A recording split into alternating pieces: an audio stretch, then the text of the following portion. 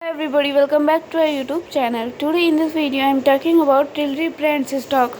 In this video we talk about stock pros and cons and technical analysis and latest news about it.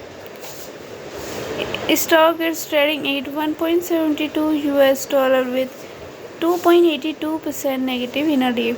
We can easily see stock for recently not high, so the fundamental stock is not better for today. Before buying and selling the stock, please consult your financial advisor. Today's video is done. Thanks for watching. Please subscribe my YouTube channel and like the video. And also comment all related queries.